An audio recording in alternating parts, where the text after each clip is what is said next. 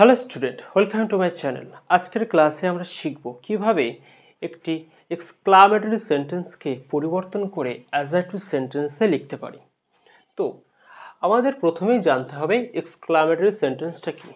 দেখো, exclamatory sentence আর কিছু না, যে সমস্ত বাক্য আমরা হঠাৎ বা ইনস্ট্যান্ট ব্যবহার করে থাকি কোনো প্রকার ইমোশন বা আবেগ প্রকাশ করতে। যেমন মনে করো একটা গেম বা খেলা হলো, সেই খেলাতে আমরা জয়লাভ করলাম, বললাম hurray we have won the match, এরকম বলে থাকি। অথবা মনে করো তোমাদের স্কুলেরই কোনো একজন স্যার আছে যার ব্যক্তিত্ব খুবই অসাধারণ, আমাদের সবারই ভালো লাগে। এরকম কোনো টিচার সামনে দিয়ে গেল বা তার কথা হঠাৎ মনে পড়লো, আমরা তখন কি বলবো? ও what a man he is. হ্যাঁ, তো এই যে কথাটা আমরা বলছি, হঠাৎ বলছি এবং যার বলার মাধ্যমে কিন্তু একটা ইমোশন বা আবেগ প্রকাশ পাচ্ছে। তো ঠিক সেই সমস্ত বাক্যগুলোকে এক্সক্লামেটরি সেন্টেন্স বলা হয়। তাহলে এক্সক্লামেটরি সেন্টেন্স কি? যে বাক্য ব্যবহার করে আমরা আমাদের ইমোশন বা আবেগ প্রকাশ করি, দুঃখ, কষ্ট, আনন্দ, এই সমস্ত কিছু। কিভাবে চিনব কোনটা এক্সক্লামেটরি সেন্টেন্স? চেনার খুবই সহজ উপায়।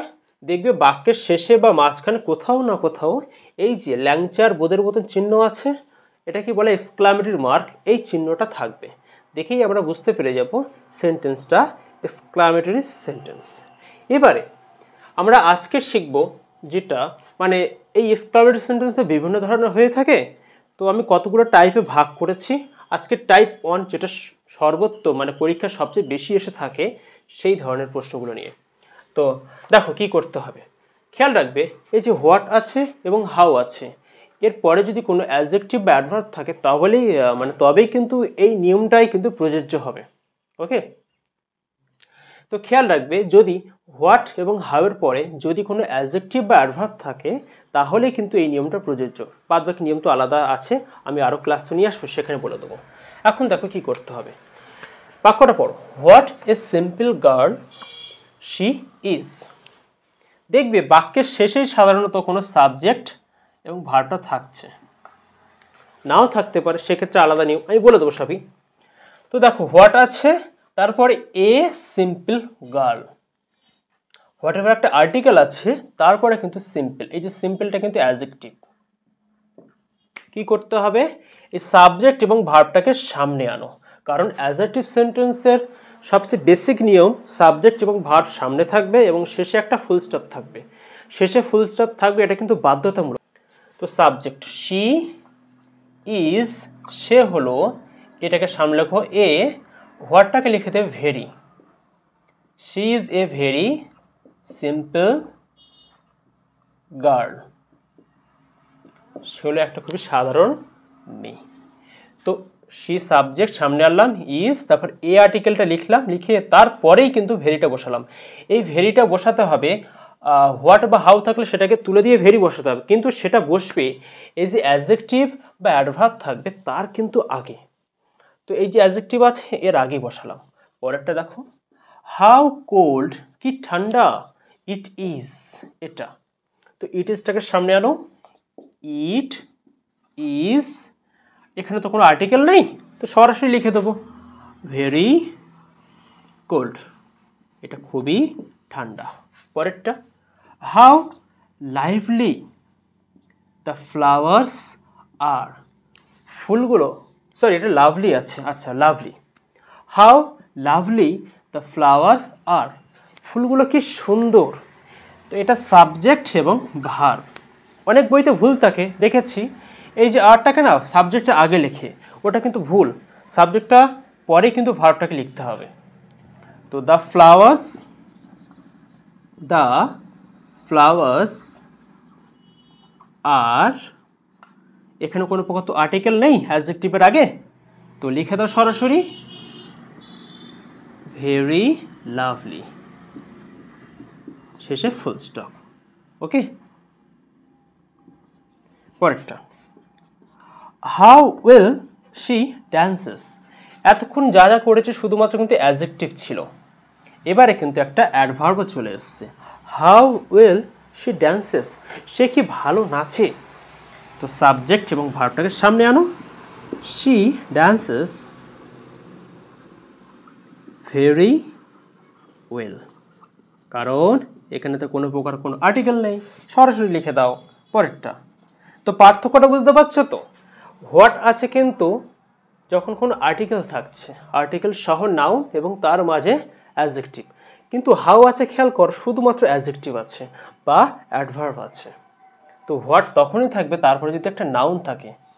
ওকে, next, what an honest man. খেয়াল করো এখানে কোনো প্রকার কোনো সাবজেক্ট ভার্ব নেই, তবু তো আমরা যথেষ্ট বুদ্ধিমান আছি, নিজেরাই সাবজেক্ট ভার্ব নিয়ে আসতে পারবো। দেখো এই যে হোয়াট আছে, আর্টিকেল আছে, নাউন আছে। তো এখানে খেয়াল করো, what a simple girl she is, কোনো মহিলার কথা বলা হয়েছে, শি ইজ ব্যবহার করলাম। এটার ক্ষেত্রে দেখো হাউ কোল্ড ইট ইজ, কোনো মানুষের কথা এখানে বলেনি, তো এখানে ইট ইজ ব্যবহার করা হয়েছে।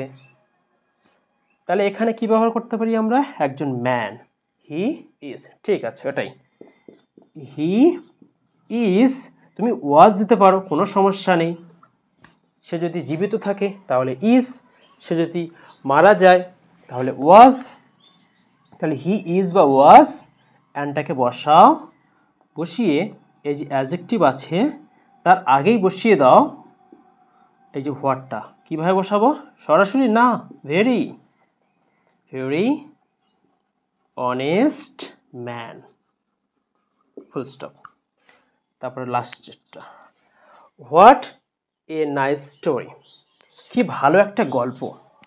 এখানে তো ম্যান ছিল, হি লিখেছি, কিন্তু একটা গল্পের কথা বলা হচ্ছে, রাইট, ইট ব্যবহার করতে হবে।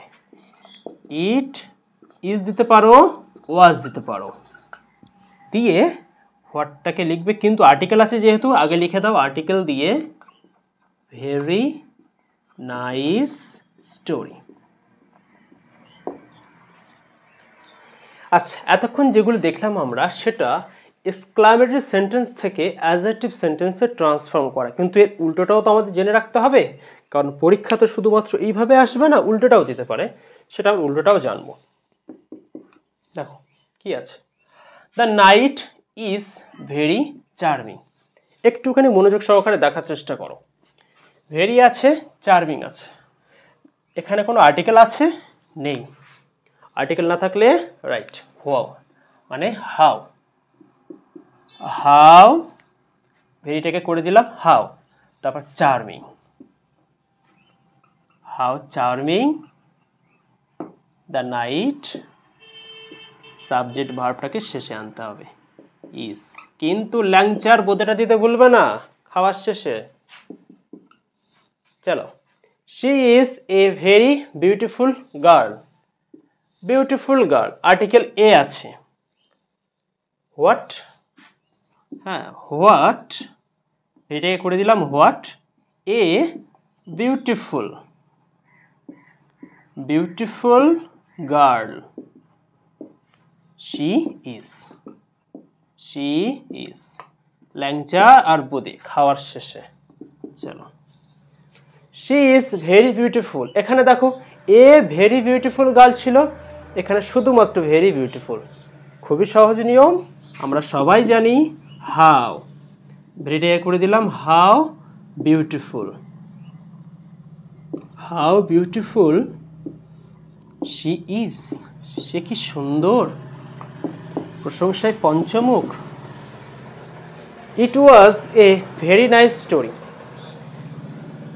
ভেরি দেখতে পাচ্ছ, আর্টিকেল এ দেখতে পাচ্ছ, কি করব তোমরা নিজেরাই পারবে, এটা তোমরা নিজেরা কমেন্টে করে জানাও। পরেরটা দেখো, আমি বলবো না, আচ্ছা এটা তোমরা নিজেরাই কমেন্টে জানাবে উত্তর করে, কিন্তু পরেরটা আমি দেওয়ার কারণ আছে, খেয়াল করো, হোয়াট এ নাইস স্টোরি, এটা একটা কোনো গল্প স্টোরি কথা বলা হচ্ছে, কিন্তু এখানে নাইস শব্দটা ব্যবহার করা হয়েছে, একটা অ্যাডজেক্টিভ এখানে ব্যবহার করা হয়েছে, কিন্তু এখানে দেখো হোয়াট এ স্টোরি, একটা শুধু স্টোরি নাউন ব্যবহার করা হয়েছে, নাউন, কোনো প্রকার কিন্তু এখানে অ্যাডজেক্টিভ ব্যবহার করেনি। এর ক্ষেত্রে নিয়মটা একটু ব্যতিক্রমী হবে, সেটা কিন্তু আমরা পরের ভিডিওতে আলোচনা করব কিভাবে করতে হবে, তবে উত্তরটা আমি করে দিচ্ছি আপাতত। দেখো এ স্টোরি আছে, কোনো সাবজেক্ট ভার্ব নেই, ইট ইজ নিয়ে নেবো, এটা তো আমরা সবাই জানি, ইট ইজ, ওয়াজ দিতে পারো, আর্টিকেল এটা বসাও, বসিয়ে তুমি লিখতে পারো গ্রেট, অথবা নাইস স্টোরি কিভাবে লিখলাম সেটা পরের ভিডিওতে আলোচনা।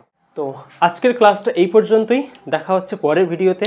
যদি তোমাদের ক্লাসটা ভালো লেগে থাকে অবশ্যই লাইক করো, সাবস্ক্রাইব করা না থাকলে সাবস্ক্রাইব করে নিও, আর কমেন্টে জানাও, কারণ তোমাদেরই কমেন্ট আমাকে উৎসাহিত করবে আরও ক্লাস নিয়ে আসতে। Thank you.